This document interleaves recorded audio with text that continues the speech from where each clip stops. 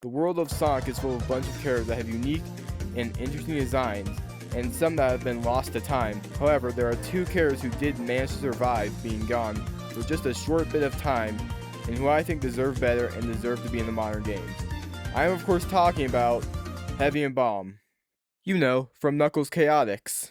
I mean, come on, we haven't seen these guys in a while. And I mean, they both betrayed Eggman, so I mean, come on Sega, we have two interesting characters.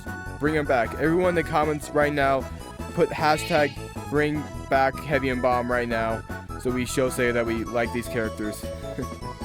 But in all seriousness, those characters are Mighty the Armadillo and Ray the Flying Squirrel.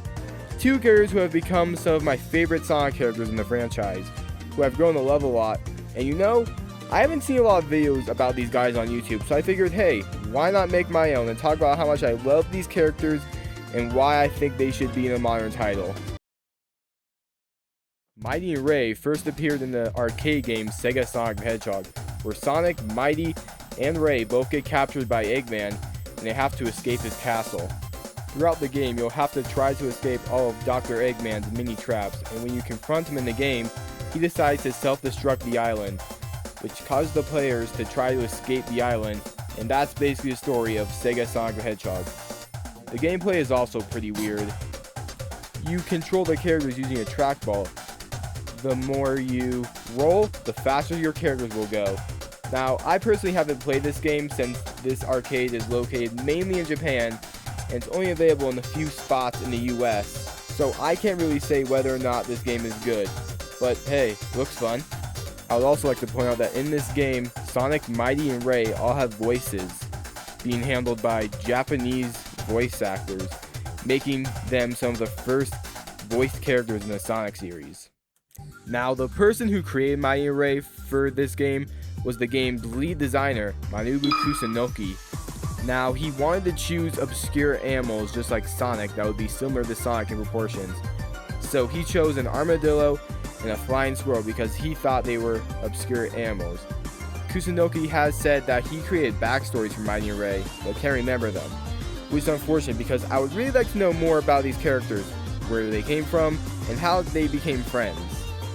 In the German documentary Sega's Plan for World Domination, strange title, we get to see a glimpse of concept art for Mighty and Ray. The one notable thing in this art is that Mighty doesn't seem to have a shell, which could show that Mighty was originally supposed to be a different animal at some point in development. But I don't really know, that's just my guess. There's also this piece of concept art drawn by Naoto Oshima, which was also used for Sonic manga at the time. It features Sonic, Vector, Sharps the Parakeet, Mighty, and Ray. And for some reason, he's a fat chud. I don't know why he made him a fat chud in the manga, because I haven't read it, so yeah, Ray's a chud. Your mother's a pervert!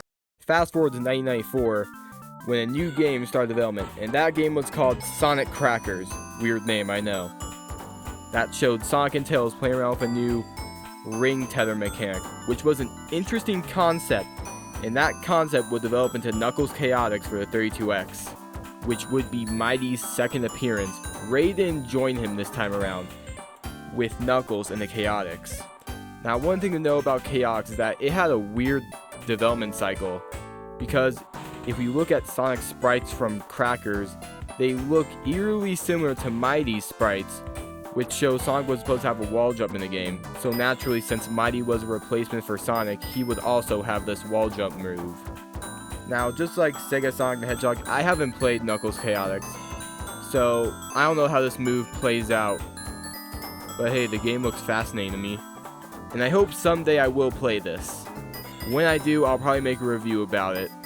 In the Japanese manual for Knuckles Chaotix, Mighty is described as a calm adventurer who hates violence and only resorts to it when his friends are in danger. Now, one more thing to know about Knuckles Chaotix is that in the game you can find this glitched out version of Knuckles in the game, which was probably a scrap version of Tails. Fans have dubbed this online Wechidna. I thought they kept this in the game since he has the ability to fly, and I mean, there was another character who was able to fly who could have made the cut. Come on, why couldn't you put him in the game? He was right there!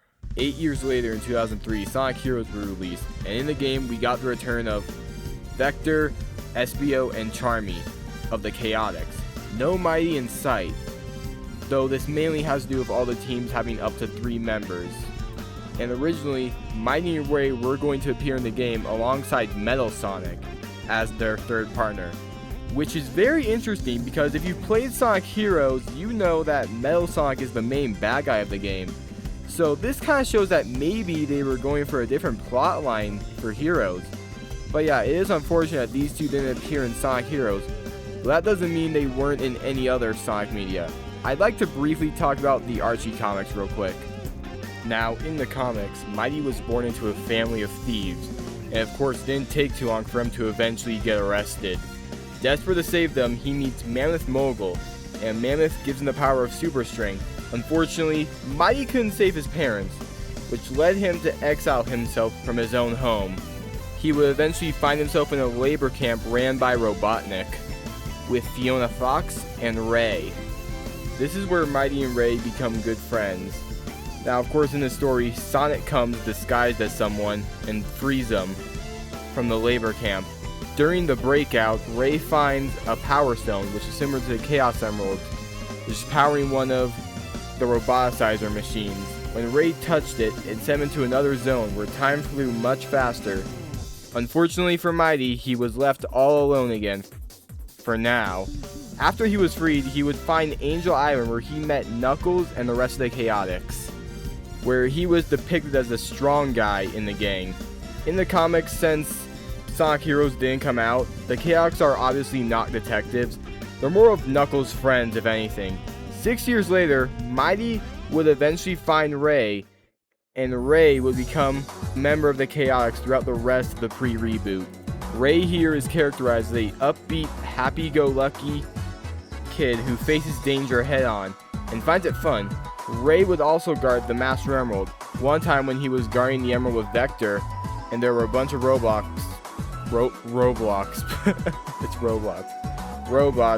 Ray hops on the Master Emerald and threatens destroying him with his all-new Super Ray form. This was of course to scare all the bots. Vector did think for a second that he really did go super, but Ray was actually faking the form this whole time. It just shows how cunning he is. This is also where Ray would get his signature blue shoes. When the Chaotix are sitting around the fire, mad at Espio for secretly spying on them during the Iron Dominion arc, Espio let out a secret that he's been keeping from Mighty, that his parents are most in fact dead, and his sister is most likely alive. This of course makes Mighty very angry, and he decides to go out on his own and find his sister. Of course, Ray insists on coming along, and Mighty decides to bring him along. I like how these two have a brotherly bond. It's almost like Sonic and Tails. Next time we see them is in Sonic Universe, where him and Ray get new designs done by Ali and Baker, where Mighty gets fingerless gloves and some nice hiking boots and sports tape, almost like he's from Sonic Boom. I really like this design of Mighty because it really does show his strong side, and I think it's his best design. Ray also gets a redesign.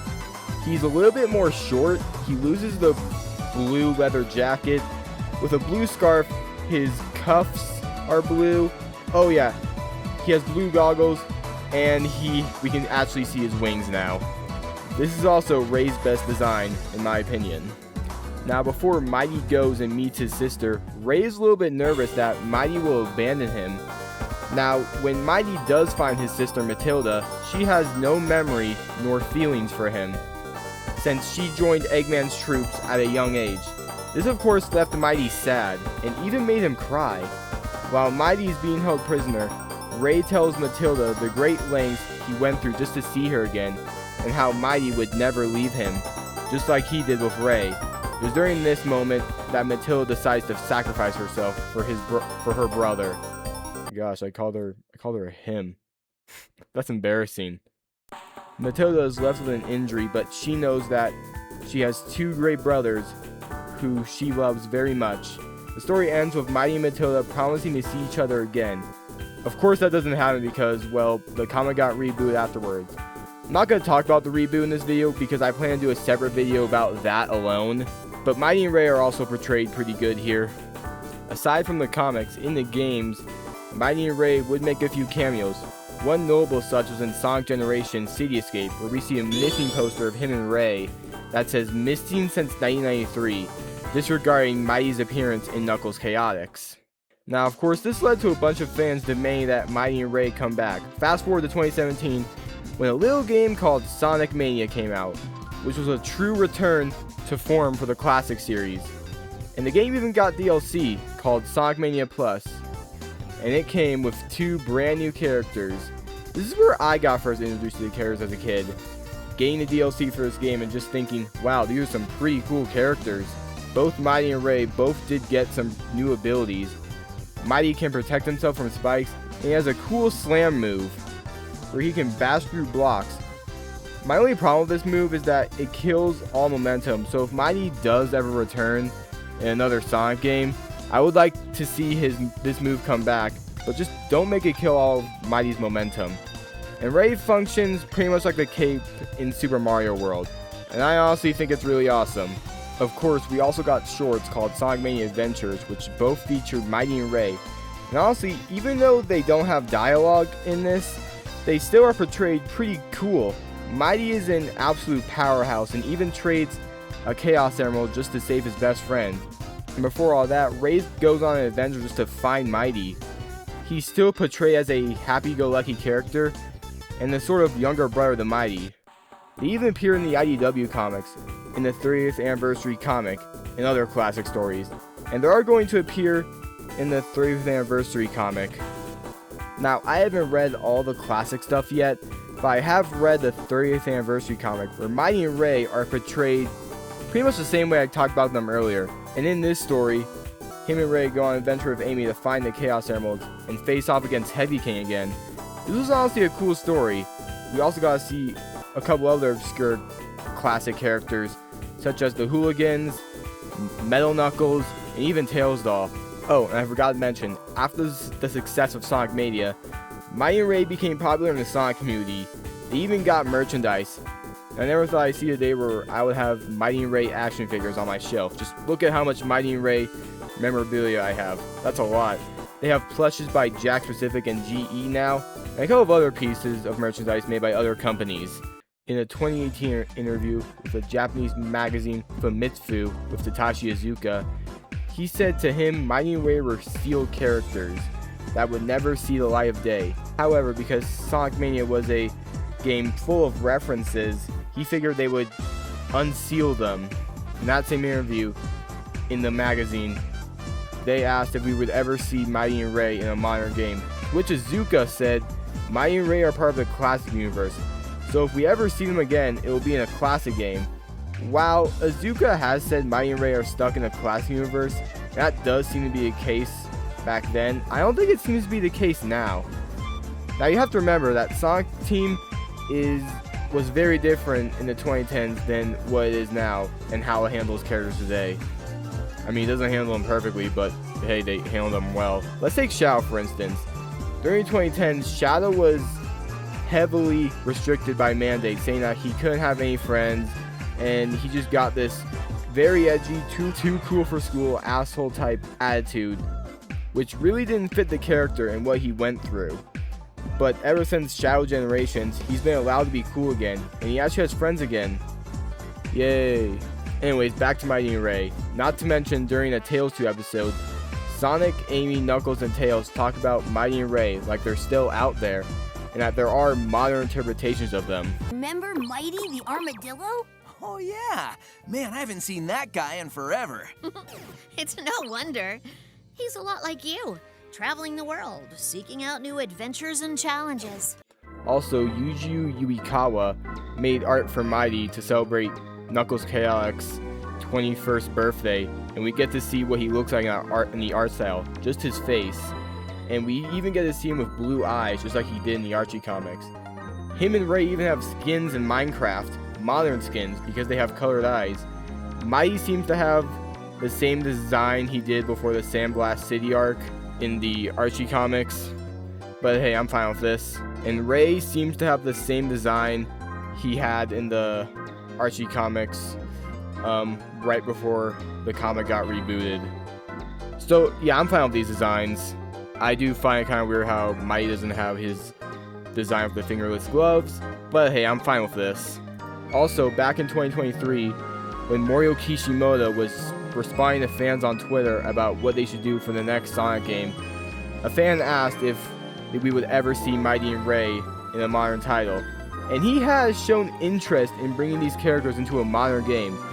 So I would say the future could be bright for Mighty and Ray. Mighty and Ray, whether that's another 2D classic game or a new modern title. To end this video off, Mighty and Ray are just two characters who I've grown to love over the years, and I want to see more of them. And hey, maybe throw in Heavy and Bottom Wire at it. That would be pretty cool.